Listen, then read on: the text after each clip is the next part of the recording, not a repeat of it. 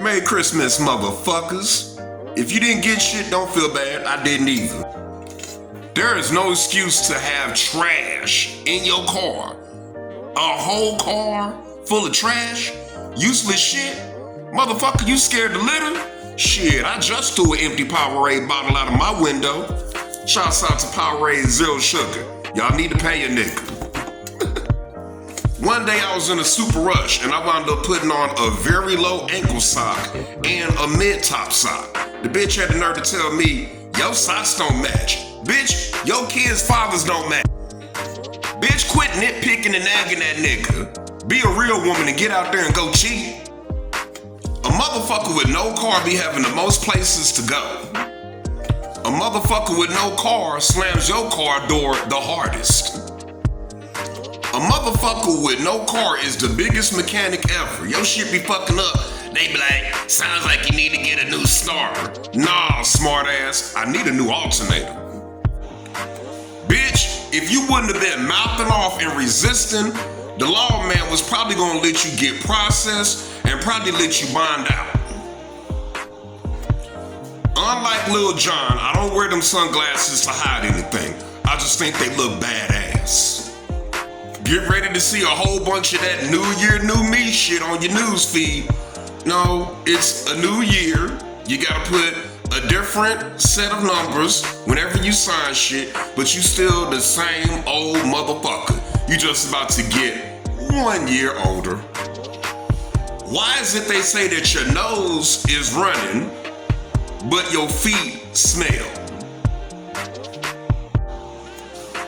Why do they call it a building when it's already built? They should just call it a built. Have you ever been so high that you used your car remote to try to open up your front door? Better yet, have you ever been so high that you took a debit card and tried to swipe it through the cracks of your front door thinking that you was at a hotel? Have you ever been so high and drunk that you stopped at a flashing red and got frustrated because you was waiting for it to turn green? A matter of fact, have you ever been so high that you stopped and waited for a stop sign to turn green? PlayStation is finna make a power move. Right now we think that GTA 6 is gonna be available on the PS5. Nah, here's how they really finna get y'all niggas.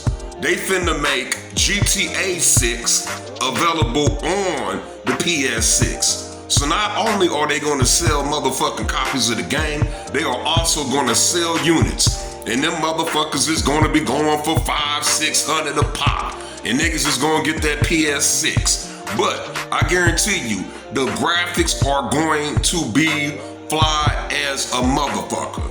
Like with the PS6, if you walk in and see a motherfucking Madden 26, Madden 27, for 2 seconds you'll think that it's a real football game on TV, mark my word. Ladies, now is not the time to be playing with handsome niggas that got a little bit of motion. Not only can he pull bitches on the internet by hopping into DMs, if he's actually handsome, that means he can pull bitches in real life, whether he's at the club, the post office, or a gas station, or a grocery store. Ask me how I know. Y'all love my little rants because you don't know what I'm gonna say next and the background music be dope as fuck. I hate motherfuckers that move out of town and wanna constantly compare and talk shit about the current city, comparing it to their hometown. Motherfucker, if your hometown is so dope, move your ass back there. We don't want you. Dallas is too much of a motherfucking melting pot for me. I have literally never lived in a city where people talk shit about the home team. When I lived in Virginia, motherfuckers was die-hard Redskins. Say something about the Redskins in Virginia, you get your ass whooped. I lived in Charlotte. In Charlotte, motherfuckers was all about the Panthers, whether they was doing shit or not. I was born and raised in St. Louis, and when the Rams did come to town, you better not say shit bad about the Rams. I'm out here in Dallas, and bruh, sometimes I'm surprised when I bump into an actual Cowboy fan. I be having to put them through the ringer like, so you support the Cowboys? Yes. You're a fan? Yes. Do you watch every game? Yes, dude. How long have you been a Cowboys fan? Shit, since I was a kid. My dad was a Cowboys fan. I swear. Now, go to Green Bay and talk shit about the Packers. Get your ass whooped. Go to Boston and say something about the Patriots. Get your ass whooped. Go to Pittsburgh and talk shit about the Steelers. You will leave that bar on a stretcher in critical condition. Go to Chicago and talk bad about the Bears. I think you get my point. Go Cowboys. The Cowboys pulled a very slick move. They won just enough games to keep shit respectable. Everybody on offense wound up padding their stats. Dak threw for a lot of yards, and CD and Pickens gained a lot of yards. I guarantee you a few of them niggas is going to the Pro Bowl. At the same time, we didn't make the playoffs, so we have basically tanked 4 picks. So what I think will be smart is if Jerry just focuses strictly on defense. Just damn near pick up maybe one extra offensive lineman because they could wind up being the starter, or a good backup, make them a Swiss Army knife, someone that knows how to play guard, center, and tackle, even though they may be a small tackle. And then after that, focus on defense. Get another edge rusher. Basically get you a Michael Parsons 2.0.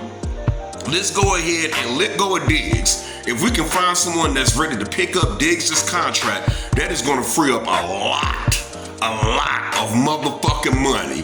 And let's get a lockdown corner and a John Lynch style safety that just likes to tear heads off. And let's get a real dominant middle linebacker. Someone that's like Sean Lee. Someone that's going to literally take over and be the captain of that defense. We need a Ray Lewis. We need an Urlacher. That's my suggestions, Jerry. Everybody's seen that Jake Paul ass whooping. Now, it's reported that both of them came out with $92 million guaranteed right off the flip. But I heard that Jake Paul is trying to play with that boy AJ's bonus money. You got to be a different type of bold to play financial games with a nigga that has clearly shown you and the world that he knows how to whoop your ass. Now, do you want to have to go into a bare knuckle, all out, balls out, brawl out, fist fight with this man over $130 million? You better pay that motherfucker. This Jake Paul ass whooping was the ass whooping that we were all waiting for. See, a lot of us were thinking that Tyson was going to come out and be back into Iron Mike mode because we all saw him training and we all saw him, you know what I'm saying, with the motherfucking Fist of Fury moving and shaking and shit. Don't worry, they had Tyson dial that back on purpose. They played Jake Paul. They had Tyson basically dial it back and take a dive. That way, anybody else that he would have fought would have wound up being a big ticket event. Then they set him up with a real motherfucking boxer that literally knocked his ass back into his place. This is going to be the last that you're going to hear of Jake Paul, because if he tries to fight, here's how he's fucked. If he tries to fight anybody that's washed up or rusty or another content creator, nobody's going to fuck with that shit. They're going to be like, oh, you're fighting bums again. But if he tries to fight somebody real, people are going to be like, man, you ain't finna do nothing but get your ass whooped. Now, it's a changing of the guard.